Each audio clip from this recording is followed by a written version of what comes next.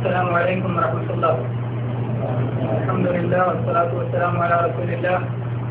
اما بعد. یہ حج کا دوسرا مہینہ ہے اور آپ جانتے ہیں کہ حج کے 3 مہینے ہوتے ہیں: شوال، ذوالقعدہ اور ذوالحجہ. عید کا چاند یہ حج کا بھی چاند ہے، تو اسی حساب سے یہ حج کا مہینہ ہے. اور آج کا ہمارا اسلامک سینٹر کا ماہانہ پروگرام حج ایک عظیم عبادت کے موضوع پر منعقد ہو رہا ہے. آج بتاریخ 15 ذوالقعدہ سن 1432 ہجری مطابق 13 اکتوبر سن 2011 یہ ہمارا ماہانہ اجلاس عام ہے، جس میں فضیلت الشیخ عطاء الرحمن سعیدی حفظہ اللہ خطاب فرمائیں گے. اللہ تعالیٰ سے دعا ہے کہ موصوف کو صحت و عافیت کے ساتھ اپنی بات کی وضاحت کی توفیق عطا فرمائے، اور آپ سب کو اللہ تبارک و تعالیٰ پورے ذوق و شوق کے ساتھ سننے کی اور غور کے ساتھ سننے کی توفیق سے نوازے، اور اس کے بعد ان کئی سنی باتوں پر عمل کی توفیق سے نوازے. آمین. میں بلا کسی تاخیر شیخ محترم کو دعوت دوں گا کہ تشریف لائیں اور اپنے موضوع کی وضاحت کریں.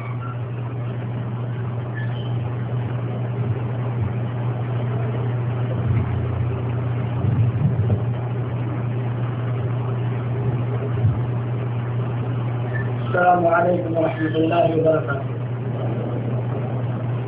الحمد للہ نحمده ونستعينه ونستغفره ونؤمن به ونتوكل عليه ونعوذ بالله من شرور أنفسنا ومن سيئات أعمالنا. من يهده الله فلا مضل له ومن يضلله فلا هادي له.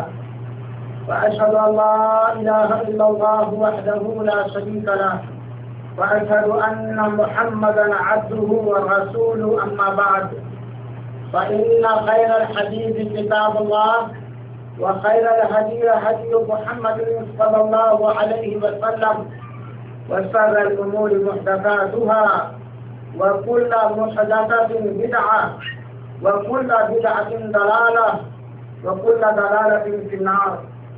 أعوذ بالله من الشيطان الرجيم. بسم الله الرحمن الرحيم. وَلِلَّهِ عَلَى النَّاسِ حِجُّ الْبَيْتِ مَنِ اسْتَطَاعَ إِلَيْهِ سَبِيلًا وَمَنْ كَفَرَ فَإِنَّ اللَّهَ غَنِيٌّ عَنِ الْعَالَمِينَ.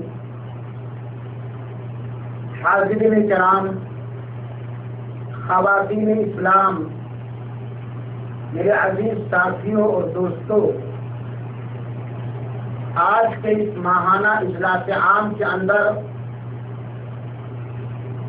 جو آج تک کا خادم عطاء الرحمن سعیدی نے موضوع چنا ہے وہ ہے حج ایک عظیم عبادت ہے. بلا شبہ یہ موضوع بہت ہی طویل ہے اور موضوع کے ہر گوشے پر گفتگو کرنے کے لیے کافی وقت درکار ہے.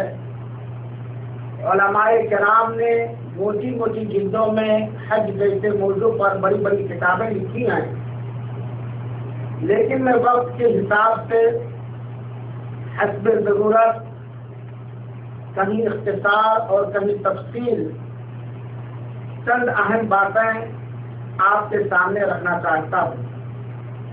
اللہ رب العالمین سے دعا ہے کہ رب العالمین ہم سب کو اخلاص و للہیت کے ساتھ دین کی تبلیغ کرنے کی توفیق عطا فرمائے، اور جو بات کہی جائے یا سنی جائے اس پر غور سے سننے، سمجھنے اور عمل کرنے کی توفیق عطا فرمائے. آمین.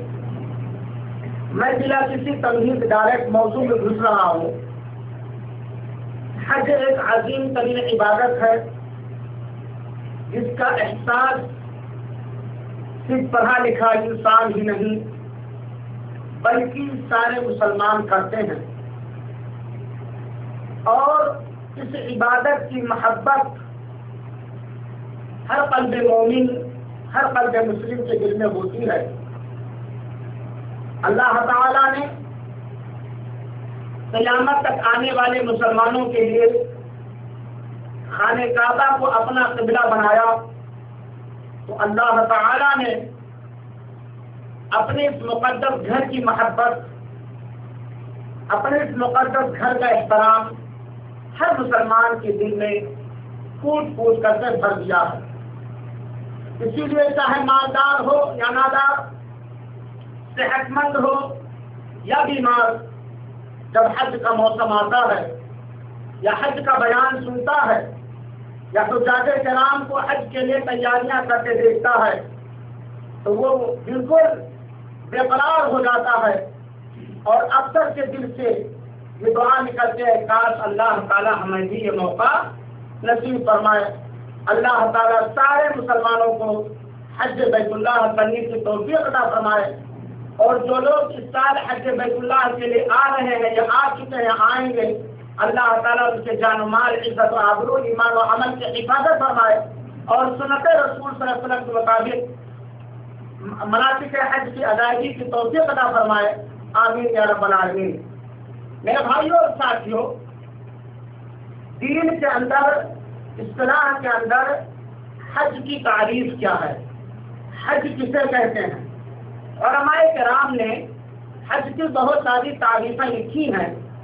ساری تعریفوں کو نچوڑ کر یہ بات کہی جاتی ہے کہ حج کہتے ہیں مخصوص شرطوں کے ساتھ مخصوص آدمی کی طرف سے مخصوص جگہ اور اوقات میں چند افعال اور اقوال کے ذریعہ اللہ کی عبادت کرنا، یہ حج کی تعریف ہے۔ حج کے اندر کچھ شرطیں ہیں، ان شرطوں کے ساتھ حج کرنے والا حج کی جگہوں پر، حج کے وقتوں پر چند کام کرتا ہے، چند دعائیں کرتا ہے، اور اس کا مقصد ہوتا ہے رب ذوالجلال کی رضا۔ اور حج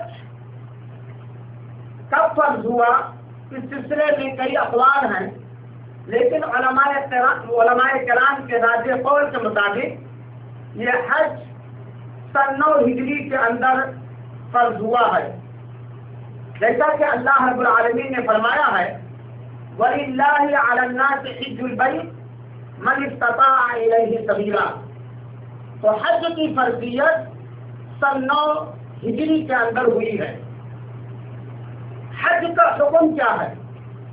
میرے بھائیوں اور ساتھیوں، حج کا حکم اور حج کی اہمیت یہ ہے کہ حج فرض ہے، بلکہ حج اسلام کا 5واں رکن اور اسلام کی 5ویں بنیاد ہے۔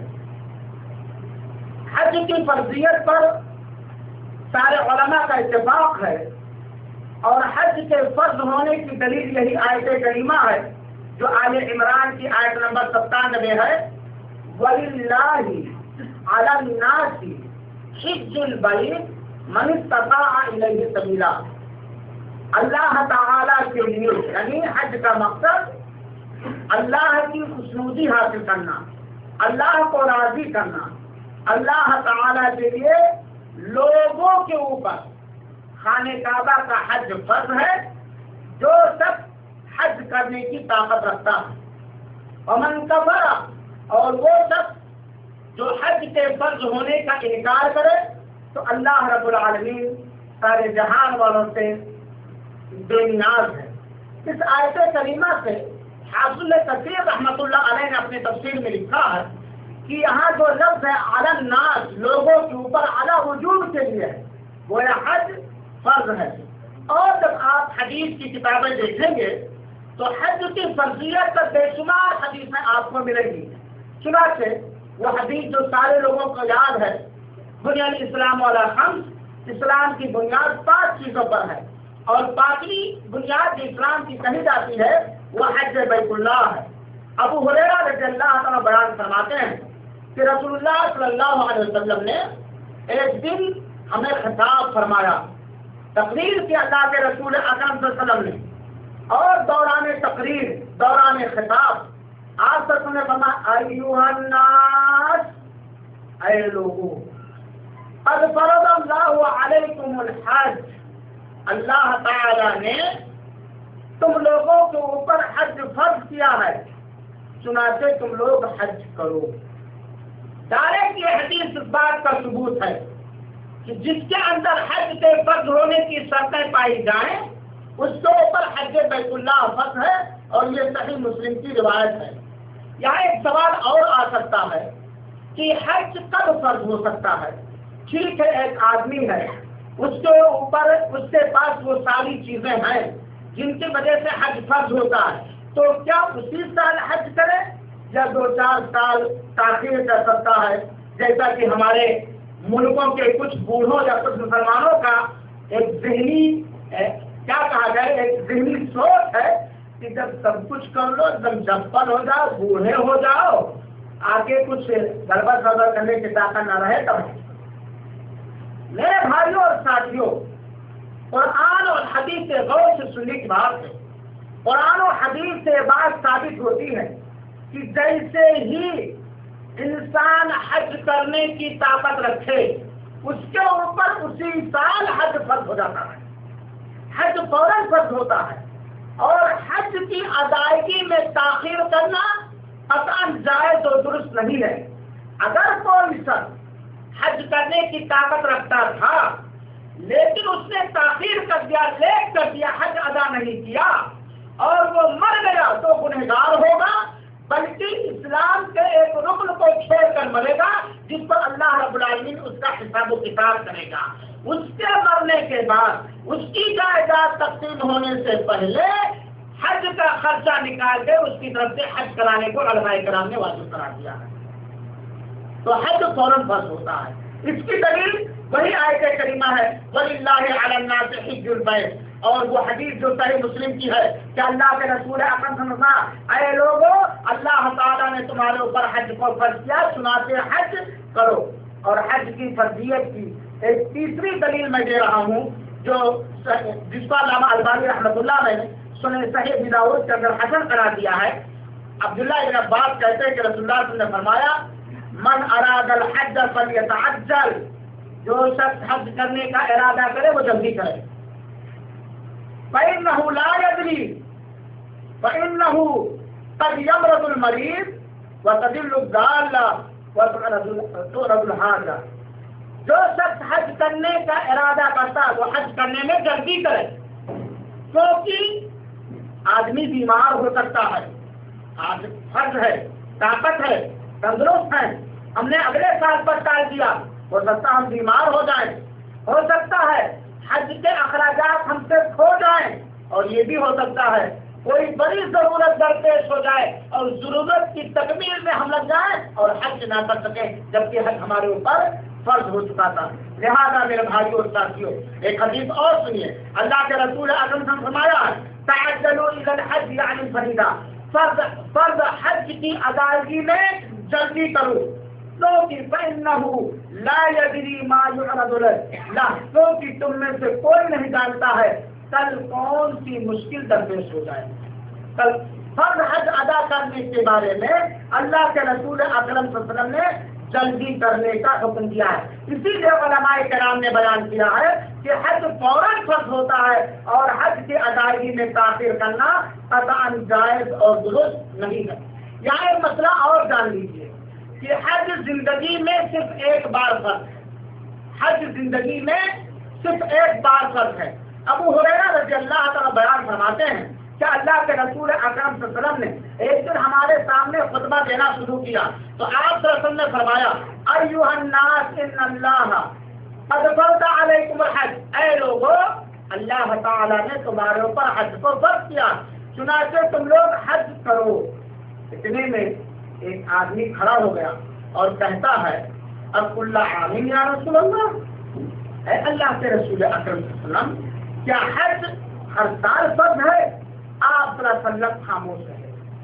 جب صحابی نے پوچھا کہ حج کیا ہر سال حج کرنا فرض ہے، آپ صلی اللہ علیہ وسلم خاموش رہے، اور یہی سوال صحابی نے 3 بار دہرایا، تب اللہ کے رسول اکرم صلی اللہ علیہ وسلم نے جواب دیا، رسول اللہ لو قلت نعم لوجبت، تمہارے اس سوال پر کہ کیا اے اللہ کے رسول حج ہر سال فرض ہے؟ اگر میں کہہ دیتا ہاں تو ہر سال یہ حج فرض ہو جاتا، یہ ہر سال حج فرض ہو جاتا۔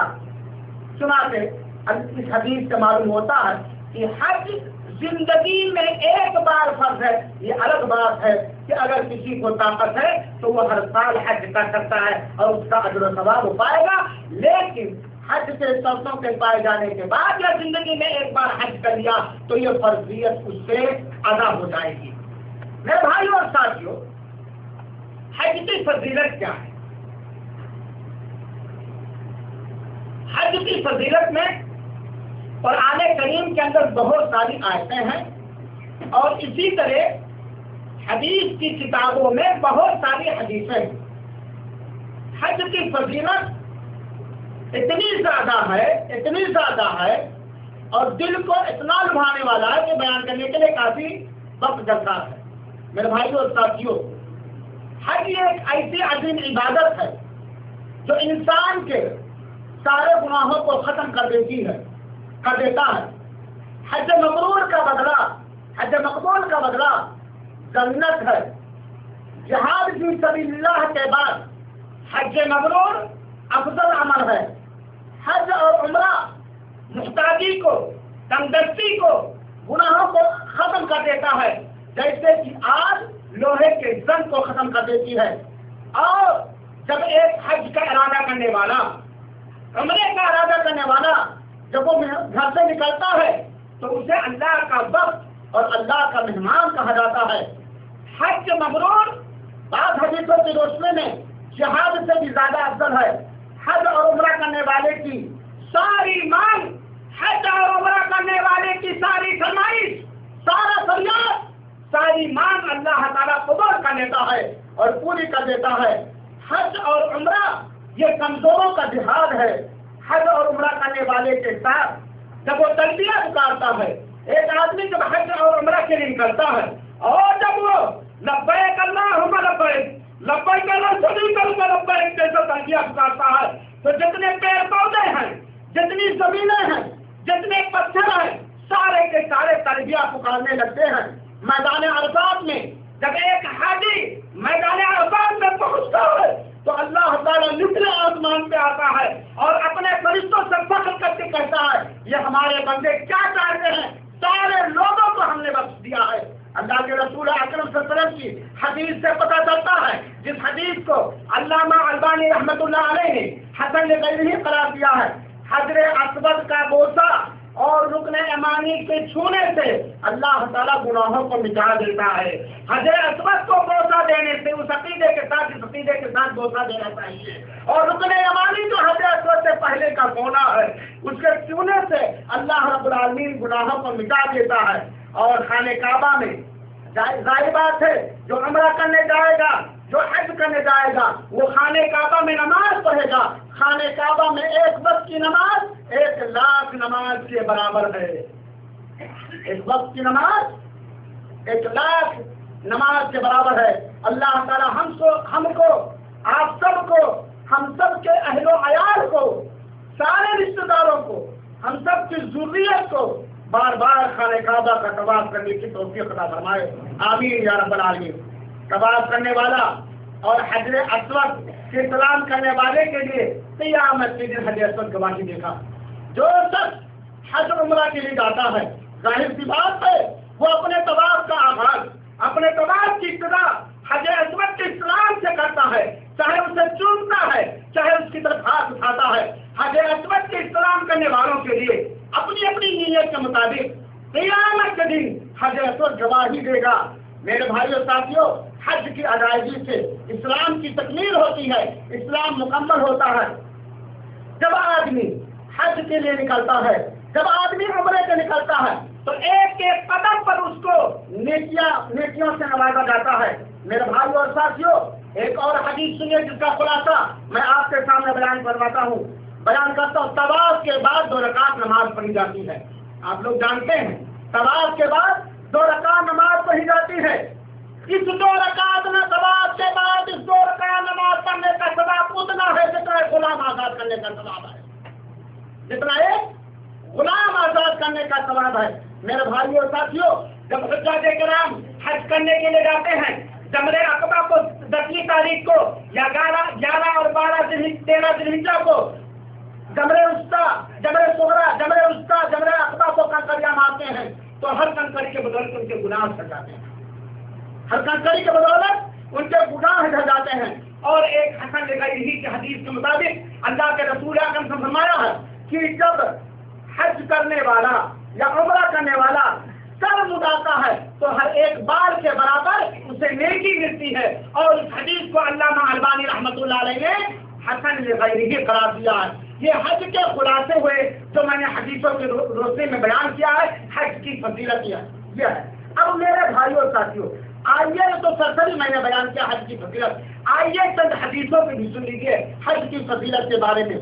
اللہ کے رسول ابو ہریرہ رضی اللہ عنہ کو بیان فرماتے ہیں، اللہ کے رسول اکرم نے فرمایا ہے من حج ولم يرفث ولم يفسق رجع كيوم ولدته امه۔ سبحان اللہ، اللہ تعالیٰ حج کے ادا کرنے والوں کی نیتوں میں اخلاص عطا فرمائے اور سنت رسول کے مطابق حج کرنے کی توفیق عطا فرمائے۔ اے میرے مسلمان بھائیوں، جو اس سال حج بیت اللہ پہ جا رہے ہو یا اگلے سال حج بیت اللہ پہ جانے کا ارادہ ہے، کوشش کرو کہ ہمارا حج خالی ذکری نہ رہے، کوشش کرو ہمارا حج خالی سیر و تفریح نہ رہے، بلکہ حج کے سارے مسائل سیکھنے کے بعد حج مبرور حاصل کرنے کی کوشش کرو، کیونکہ آپ کے پیارے نبی جناب مصطفیٰ صلی اللہ علیہ وسلم نے یہ خوشخبری سنائی ہے، من حج ولم يرفث ولم يفسق رجع كيوم ولدته امه، کہ جس شخص نے حج کیا، حج کے درمیان بیوی سے ہم بستری کے پہلے جو چیزیں ہوتی ہیں اس نے وہ کام نہیں کیا،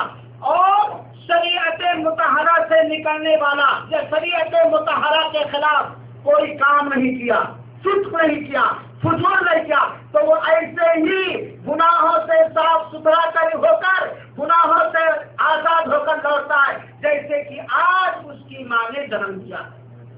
سبحان اللہ، اللہ تعالیٰ ہم سب کو حج مبرور نصیب فرمائے۔ دوسرے حدیث میں اللہ کے رسول اکرم نے فرمایا جو صحیح بخاری کی روایت ہے، الحج المبرور لیس له الجزاء الا الجنہ۔ مسلمان کی بھاگ دوڑ کا مقصد اللہ کی رضامندی حاصل کرنے کا رسول کی دوڑ حاصل کرنا۔ مسلمان کا پہلا اور آخری مقصد، مسلمان کی زندگی کا پہلا اور آخری مقصد ہے کہ رب العالمین نے اسے جو دنیا کے اندر چند دنوں میں چند سالوں کی عمر دی ہے، اس عمر کے اندر اسے ایسے اعمال کرنے کی توفیق عطا فرمائے جسے وہ پسند فرماتا ہے اور خود بتا رہا تو خود ہو جائے تو رسول فطر دیتے ہیں۔ ہمارے اور آپ کی زندگی کا مقصد کیا ہے؟ ہماری اور آپ کی چاہت کیا ہے؟ ہمارا اور آپ کا منشا کیا ہے؟ اگر کسی مسلمان سے پوچھا جائے کہ اس دنیا میں کیا چاہتا، مرنے کے بعد کیا چاہتا، وہ کہے گا دنیا میں میں ایسے عمل کرنا چاہتا جس سے میرا مالک حقیقی راضی اور خوش ہو جائے، اور مرنے کے بعد میں چاہتا ہوں کہ سارے مراحل سے گزرنے کے بعد اللہ نے اجازت دے دے کر فردوس میں داخل ہونے کی۔ تو میرے بھائیوں اور ساتھیوں، حج کی فضیلت سنو، اللہ کے رسول اکرم نے فرمایا الحج المبرور لیس له الجزاء الا الجنہ۔ حج مقبول کا بدلہ، حج مبرور کا بدلہ جنت کے علاوہ کوئی چیز نہیں ہے۔ وہ حج مقبول کا بدلہ جنت نصیب ہوگی۔ لیکن یہاں آئیے تھوڑا غور کیا جائے کہ ہمارا حج کب قبول ہوگا یا ہمارا حج کب مقبول ہوگا، جس کی بشارت جنت کی گئی ہے۔ اور ہمارے کرام نے حدیثوں کی روشنی میں نقل کیا ہے کہ پہلی بات ایمان ہو۔ اگر کوئی شخص حج بیت اللہ ہر سال کرے، روزانہ عمرہ کرے، لیکن اس کے عقیدے میں شرک پایا جاتا ہے یا بدعتیں پائی جاتی ہیں، چاہے وہ دین سے نکلنے والی بدعتیں، نکال دینے والی بدعتیں ہو یا کوئی، اس کو حج مبرور نہیں نصیب ہو سکتا ہے، اس کو حج مبرور نہیں نصیب ہو سکتا۔ تو عقیدے کی سالمیت یہ حج کے قبول ہونے کی شرطوں میں سے ایک شرط ہے۔ اسی طریقے سے حج حلال مال سے کیا جائے، ہر عبادت کے لیے، ہر عبادت کے قبول ہونے کے لیے حلال مال کا ہونا ضروری ہے، اور حج کے قبول ہونے کے لیے، حج مبرور اور حج مقبول پانے کے لیے جو اخراجات سفر ہیں یا اس کے بعد یا اس سے پہلے حلال کمائی ہو۔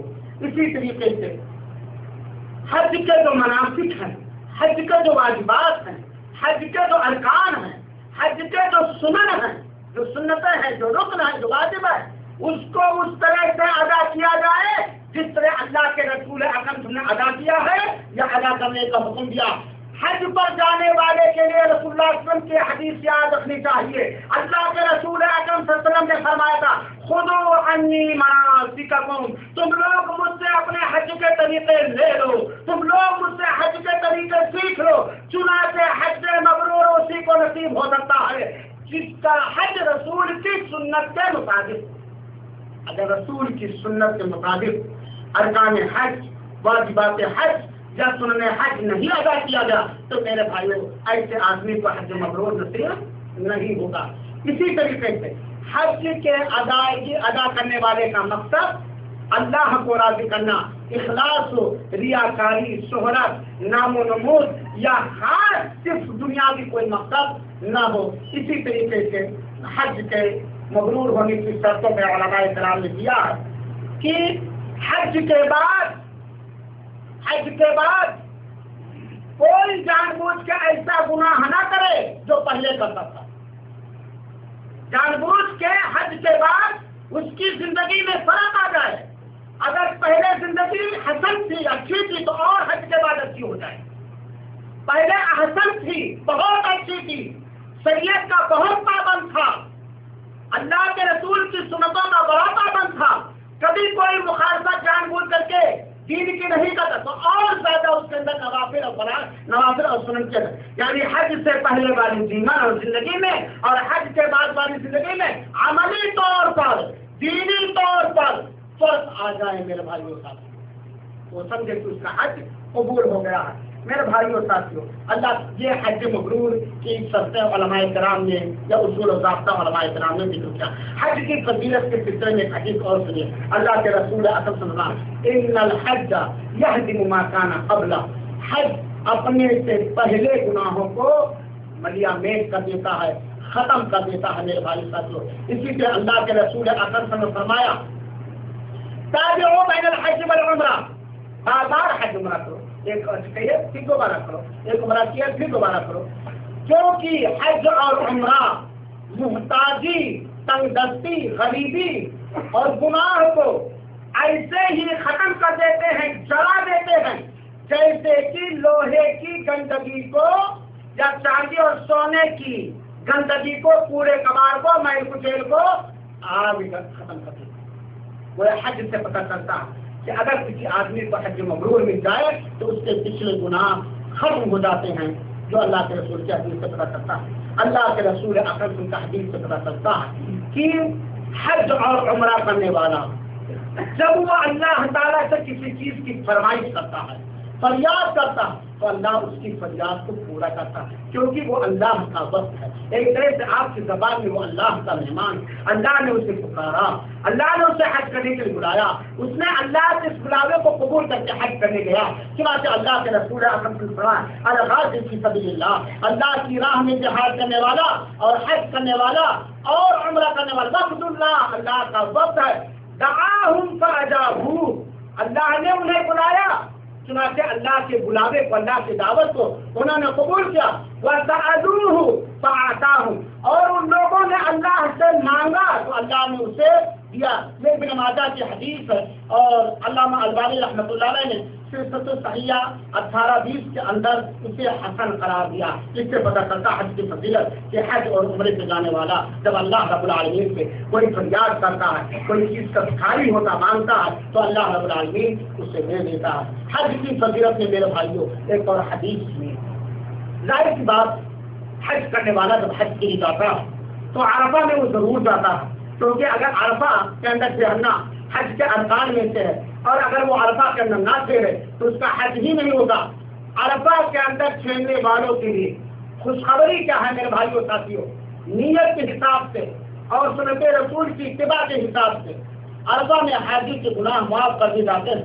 عبداللہ ابن عمر بیان فرماتے ہیں کہ اللہ کے رسول نے فرمایا کہ تمہارا عرفہ کے اندر ٹھہرنا تو اللہ تعالیٰ عرفہ کے دن یہبط الی سماء دنیا، اللہ تعالیٰ جیسا اس کے لائق ہے، شایان شان ہے، سماء دنیا نچلے آسمان پر آتا ہے اور سارے حجاج کرام کے ذریعہ اللہ تعالیٰ فرشتوں پر فخر کرتا ہے، غرور کا تو فخر اس کو بھیج دیتا ہے اور کہتا ہے، اللہ تعالیٰ اعلان فرما دیتا ہے سمائے دنیا سے، یا عبادی، عبادی میرے یہ بندے ہیں جو گرد و غبار سے ان کے بال اٹے ہوئے ہیں، یہ آئے ہوئے ہیں ہر جہاں جانب سے، ہر خشکی کے راستے سے، تری کے راستے سے، جہاں سے بھی ہو سکا ہے، یہ سارے کے سارے لوگ آئے ہیں اور کس لیے آئے ہیں؟ میری رحمت کی امید لے کر کے آئے ہیں۔ یہ آئے ہیں عرفہ کے میدان میں فقیروں کا لباس پہن کر کے، اور یہ میری رحمت سے پر امید ہو کر کے آئے ہیں۔ چنانچہ اللہ تعالیٰ کہتا ہے، غفرت ذنوبکم، میں نے تمہارے سارے گناہوں کو بخش دیا ہے، اگر تمہارے گناہ بالو کے ذرے کے برابر ہو تو بھی میں نے بخش دیا ہے، اگر تمہارے گناہ پانی کے قطرے کے برابر ہو تو میں نے بخش دیا ہے، اگر تمہارے گناہ سمندر کے جھاگ کے برابر ہو تو میں نے قد غفرتھا، میں نے ان سب کو بخش دیا۔ اے میرے بندو، اب عرفہ سے نکلو اور جاؤ، اللہ رب العالمین تمہارے سارے گناہوں کو بخش دیا۔ یہ حدیث ہے جسے علامہ البانی رحمۃ اللہ علیہ نے حسن لغوی قرار دیا۔ اس کے علاوہ بہت ساری حدیثیں ہیں جو حج کی فضیلت پر دلالت کرتی ہیں، لیکن وقت نہ ہونے کی وجہ سے میں ساری حدیثوں کو نہیں بیان کر رہا ہوں۔ میرے بھائیوں اور ساتھیوں، حج کے اندر بہت سارے فائدے ہیں، دینی فائدے بھی ہیں، دنیاوی فائدے بھی ہیں۔ دینی فائدوں کو آپ نے سنا کہ حج کے ذریعہ انسان کے گناہ مٹ جاتے ہیں، حج کے ذریعہ انسان اللہ کی مغفرت پا لیتا ہے، اور حج کے ذریعہ انسان ایک وقت کی نماز ادا کر کے خانہ کعبہ میں 1,00,000 نماز کے برابر ثواب لے لیتا ہے، اور اگر مسجد نبوی کی زیارت کیا تو ایک وقت کی نماز ادا کر کے مسجد نبوی کے اندر 1,000 نماز کا ثواب لے لیتا۔ اور اس کے علاوہ میرے بھائیوں ساتھیوں، جب وہ صفا اور مروہ کے اندر سعی کرتا ہے یا خانہ کعبہ کا طواف کرتا ہے یا طواف کے بعد 2 رکعت نماز پڑھتا ہے تو اللہ تعالیٰ نے جو اس پر اجر و ثواب دینے کا وعدہ فرمایا ہے، اللہ تعالیٰ اپنے وعدے کے مطابق اس کی نیتوں کے حساب سے، اس کے اخلاص کے حساب سے، اس کی محنت کے حساب سے اللہ رب العالمین اسے اپنے وعدے کے مطابق سارے نعمتوں سے نواز دیتا۔ اس کے علاوہ اگر آدمی چاہے تو حج کے اندر دنیاوی فائدے بھی حاصل کر سکتا ہے، تجارت کر سکتا ہے، اور بہت سارے جائز امور کو انجام دے سکتا ہے۔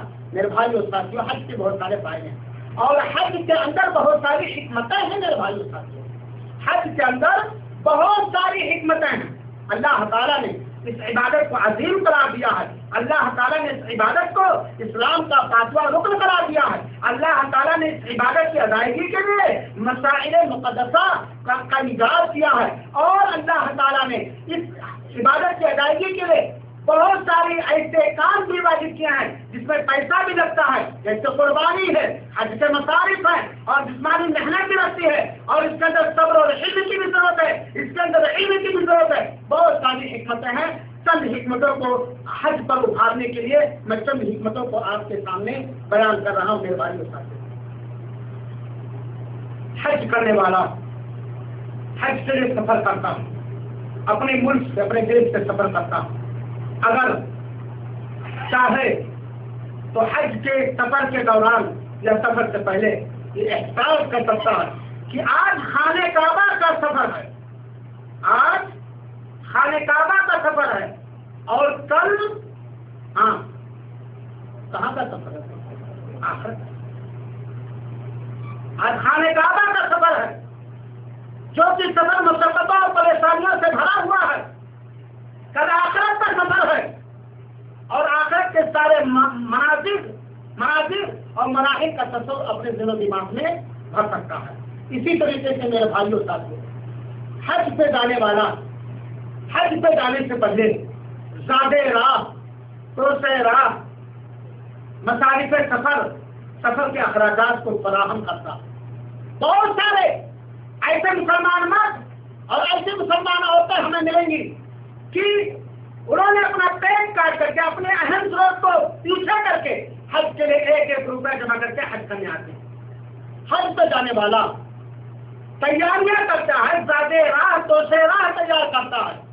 ایسے ہی اے حاجی، اے حج پہ آنے والا میرا مسلمان بھائی، اے حج پہ آنے والی میری مسلمان بہن، جس طرح تو اس اسلام کے رکن کی ادائیگی کے لیے زمانے سے تیاریاں کرتی ہے، اکٹھا کرتی ہے، تو اسے راہ اختیار کرتی ہے، ایسے ہی تو اپنے آخرت کے سفر کے لیے تو سے راہ اختیار کر، اپنے آخرت کے سفر کے لیے تو سے راہ اختیار کر، اور آخرت کے سفر میں کامیابی کے تو سے راہ میں سے حج بھی تو سے راہ ہے ذات سفر۔ اسی طرح حج کی حکمتیں آپ دیکھ لیجیے، جس وقت حج پہ یا عمرے پہ آنے والا میقات پہ پہنچتا ہے، مختلف قسم کے لوگ ہوتے ہیں، صاحب ثروت بھی ہوتے ہیں، فیاض اور دریادل بھی ہوتے ہیں، بخیل اور کنجوس بھی ہوتے ہیں، اور میڈیم کلاس کے بھی ہوتے ہیں، لو کلاس کے ہوتے ہیں، لیکن میقات پر جیسے ہی حج اور عمرے کی نیت کرنے کا ارادہ کرتے ہیں، اپنے سارے فیشن، ساری پسندیدہ چیزوں کو، سارے لباس کو ایک لخت نکال دیتے ہیں، اور نیچے ایک چادر اور اوپر ایک چادر نہ اوڑھ لیتا ہے، بنا کر فقیروں کا ہم بیش غالب، بنا کر فقیروں کا ہم بیش غالب تماشا اہل کرم چاہتے ہیں، بالکل فقیری کا لباس پہن کر کے اپنے سارے فیشن کی چیزوں کو نکال دیتا ہے، غرور و گھمنڈ کی چیزوں کو نکال دیتا ہے، پسندیدہ چیزوں کو نکال دیتا ہے۔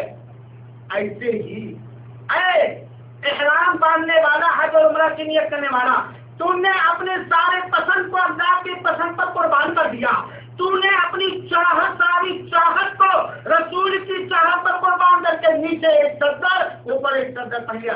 ایسے ہی سارے حرام کام سے تو آزاد ہو جا۔ تو نے کیوں چادر پہنی نیچے؟ سلا ہوا کپڑا کیوں نکالا؟ سوال ہے کہ نہیں؟ اللہ کے حکم کی فرما برداری کرتے ہیں، رسول کے حکم کی فرما برداری کرتے ہیں۔ اس وجہ سے کہ اگر ہم نے ایسا نہیں کیا تو میرا حج، میرا عمرہ قبول۔ ایسے ہی میرے بھائی و ساتھیوں، ہمیں اپنے سارے گناہوں سے پہلے ہی توبہ کرنا چاہیے، کر لینا چاہیے، اور یہاں تصور کرنا چاہیے کہ آج حج یا عمرہ جیسی عبادت کی ادائیگی کرنے میں ہم نے ایک کپڑا پہنا، ایک دن ایسے ہم نے کپڑا پہنا، ہم نے نہایا، ہم نے خوشبو لگائی، ایسے ہی ایک دن ہمیں سفید کفن پہنایا جائے گا، خوشبو لگایا جائے گا، غسل دلایا جائے گا، اور کندھوں پہ لاد کر کے قبر کے اندر اتار دیا جائے گا۔ اور اس کے علاوہ بہت ساری حکمتیں حج کے اندر ہے میرے بھائی اور ساتھیوں۔ یہاں ایک سوال اور پیدا ہوتا، حج کی حکمتوں میں سے ایک حکمت ہے، جب بندہ حج یا عمرہ کی نیت کرتا ہے تو کیا کہتا ہے؟ انہیں ارادہ کرنے کے بعد یہ سنت ہے لبیک عمرتن یا لبیک اللہم لبیک پورا تلبیہ کرتا ہوں۔ لبیک کا مطلب ہم سمجھیں، ہم عمرہ کرنے والے، حج کرنے والے سارے مسلمان کو لبیک کا مطلب سمجھنا چاہیے، اس کو اپنے اندر پرونا چاہیے میرے بھائیوں ساتھیوں۔ ہم کہتے ہیں لبیک، اے اللہ ہم حاضر ہیں تیری محبت کے ساتھ، تیری قربت حاصل کرنے کے لیے تو نے ہمیں بلایا، ہم حاضر ہیں۔ لبیک اللہم لبیک بار بار کہتے ہیں، اے اللہ تو نے ادا کی، تو نے حکم دیا کہ اے بندہ تو صاحب استطاعت ہے کر حج کر، اے بندہ تو عمرہ کرنے کی طاقت رکھتا کر عمرہ کر، تیرے حکم پر حاضر ہے، تیرے احترام کے ساتھ، تیری محبت کے ساتھ اے اللہ ہم حاضر ہیں، تیرا فرما بردار ہو کر کے، تیرا فرما بردار ہو کر کے ہم حاضر ہیں۔ لبیک اللہم لبیک لا شریک لک، اے اللہ تیرا کوئی شریک و ساجھیدار نہیں ہے، اے اللہ تیرا کوئی ساتھی نہیں ہے۔ تو جس طرح ہم نے یہاں اللہ کے سامنے یہ اقرار کیا ہے، اے اللہ ہم حاضر ہیں تیرے احترام کے ساتھ، تیری محبت کے ساتھ، تیرے قدم کے ساتھ، تیرے بلاوے کو قبول کرتے ہوئے، ایسے ہی بندے کو چاہیے کہ صرف حج اور عمرہ ہی پر حاضر نہ ہو، بلکہ اللہ تعالیٰ نے جن گناہوں کے چھوڑنے کا حکم دیا ہے ان گناہوں کو چھوڑ کر اللہ کے نام میں حاضر، اور جن نیکیوں کے کرنے کا حکم دیا ہے ان نیکیوں کو کر کے اللہ کے نام میں حاضر ہو، جو قیامت تک ہوگا میرے بھائی۔ حج کے اندر بہت ساری حکمتیں ہیں جس کو بیان کرنے کے لیے وقت نہیں ہے میرے بھائی دوست۔ حج کے اندر اگر آدمی چاہے اور ہونا چاہیے تو عرفہ کے دن یا کنکڑی مارتے وقت یا اور طواف اور خاص طور پر 7 ذی الحجہ کو میدان محشر کا تصور انسان کر سکتا ہے۔ اور یہ بات جو مشہور ہے کہ میدان محشر عرفہ میں ہوگی، یہ بات صحیح نہیں ہے، بلکہ شاید چند حدیثوں سے پتہ چلتا ہے، چند مورخین نے لکھا ہے कि मैदान महशर सरज़मीन फिलिस्तीन या बैतुल मुक़द्दस की एरिया में होगा, नहीं, इसके बारे में मैंने कोई खास तहक़ीक़ नहीं। लेकिन मेरे भाइयों साहब, सारे के सारे लोग जिनके दिलों में हज की अहमियत होती है, जो हज के गुण को जानते हैं, मैदान अरफा में नफ्सी के आलम में कोई हाथ उठाए रो रहा होता है, कोई इस्तग़फ़ार कर रहा होता है, सारी चीजों को छोड़कर अपनी बनाने की फिक्र में लगा रहता है मैदान अरफा के अंदर। ऐसे ही मैदान महशर होगा मेरे भाई, कोई किसी का पुरसान हाल नहीं होगा और सारे लोगों की भीड़ इकट्ठा हो जाएगी मेरे भाइयों साथियों। तो मेरे भाइयों साथियों, यह हज के चंद हिकमतें हैं।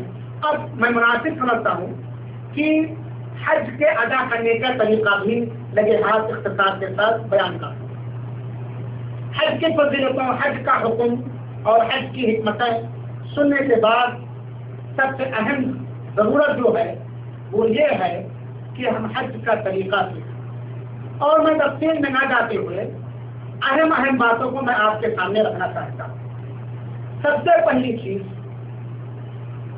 हज के अरकान और वाजिबात जानिए। हज के क्या रुकन है और क्या वाजिब है, क्योंकि किसी भी इबादत का रुकन अगर हमसे छूट गया तो वो इबादत कबूल नहीं हुई। तो हज के अरकान उलमाए किराम ने 4 जिक्र किया। कितने? 4 रुकन। पहला रुकन है नियत। यानी हज में दाखिल होने की दिल से नियत करना, और लब्बैक कहना बाद में सुन्नत है। लब्बैक हज कहना ये बाद में क्या है? सुन्नत। एहराम जो कहा जाता है मेरे भाइयों साथियों, एहराम का कपड़ा ये हज और उम्रे के आमाल में से है, लेकिन एहराम का माना है हज के कामों में या उम्रे के कामों में दाखिल होने का जिससे इरादा करना। चुनांचे मीकात से हज और उम्रा का इरादा करना, ये पहला रुकन है हज का। दूसरा रुकन है तवाफ़े अरफा में ठहरना। हज का दूसरा रुकन क्या है? अरफा में किस दिन होगा? ये 9 ज़िलहिज्जा को मैदान अरफा में ठहरना। तीसरा रुकन है तवाफ़े इफादा या तवाफ़े ज़ियारत का तवाफ या इफादा का तवाफ। ये कब होगा? 10 ज़िलहिज्जा को जमरे अक़बा को कंकड़ी मारने के बाद, या 10 ज़िलहिज्जा को तवाफ़े इफादा किया जाएगा, या 11 को किया जाएगा, या 12 को किया जाएगा, अपनी ताकत के हिसाब से। बहरहाल तवाफ़े ज़ियारत या तवाफ़े इफादा ये हज का तीसरा रुकन है। हज का चौथा रुकन है सफा और मरवा के दरमियान सई करना। सफा और मरवा के दरमियान सई करना। ये अलग बात है कि हज इफराद और क़िरान वालों के लिए 1 तवाफ और 1 सई है, और हज तमत्तु करने वालों के लिए 2 क़िरान और 2 सई है। तो ये हज के अरकान में कौन कौन? नियत करना, अरफा में ठहरना, तवाफ़े ज़ियारत और सफा और मरवा के दरमियान सई करना। ये हज के 4 अरकान। हज के वाजिबात 7 हैं। हज के वाजिबात कितने हैं? यानी जिन कामों का करना वाजिब है, ये जो 4 मैंने रुकन जिक्र किया है, इसमें से अगर कोई रुकन छूट गया और उसकी अदायगी नहीं हुई तो हज ही नहीं होगा। कोई रुकन छूट कर उसकी अदायगी नहीं हुई तो हज ही नहीं होगा। वाजिबात कौन कौन है जो हज के अंदर करना वाजिब है?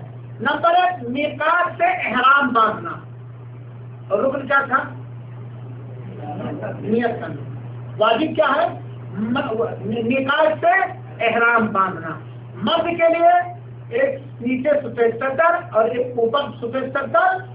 सफेद होना अफजल है, रंगीन भी चलेगा।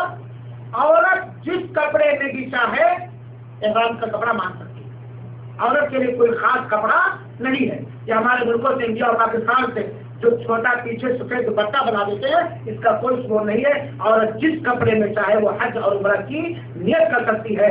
सब ये है कि वो कपड़ा उसके ढकने वाली चीजों को खास कायदे से ढके रहे, मर्दों के पसंद। दूसरा वाजिब है मगरिब के बाद तक मैदान अरफा में ठहरना।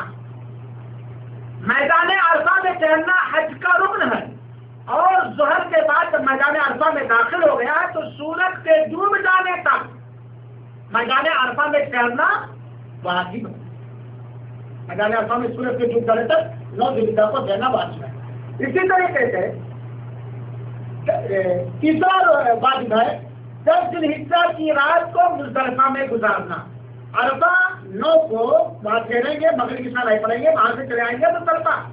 10 ذوالحجہ کی رات ہو جائے گی، 10 ذوالحجہ کی رات کو مزدلفہ میں ٹھہرنا، یہ واجب ہے میرے بھائیوں صاحب. اسی طریقے سے چوتھا واجب ہے 11 ذوالحجہ، 12 ذوالحجہ، 13 ذوالحجہ کی رات مینا میں گزارنا، جس کو ایام تشریق کہا جاتا ہے. 11 ذوالحجہ، 12 ذوالحجہ، 13 ذوالحجہ کی رات کو مینا میں گزارنا، جس کو ایام تشریق کہا جاتا ہے.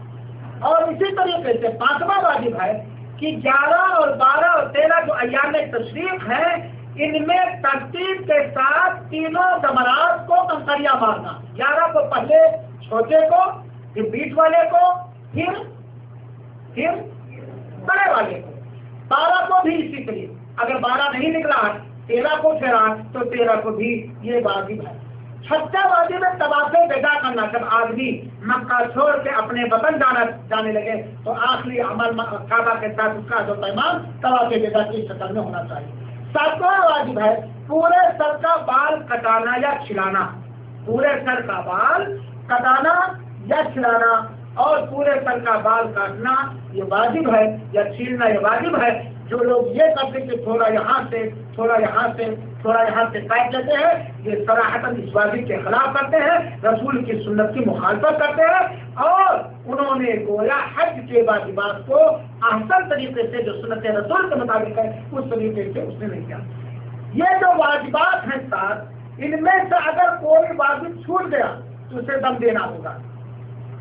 جسے ایک بکرا ذبح کر کے حدود حرم میں اس کے گوشت کو فقیروں کو کھلائے گا اور خود کچھ نہیں کھائے گا الا کہ اس واجب کو اس نے ادا کیا. مثال کے طور پر 11 ذوالحجہ کو تینوں کو کنکریاں ماننا واجب ہے.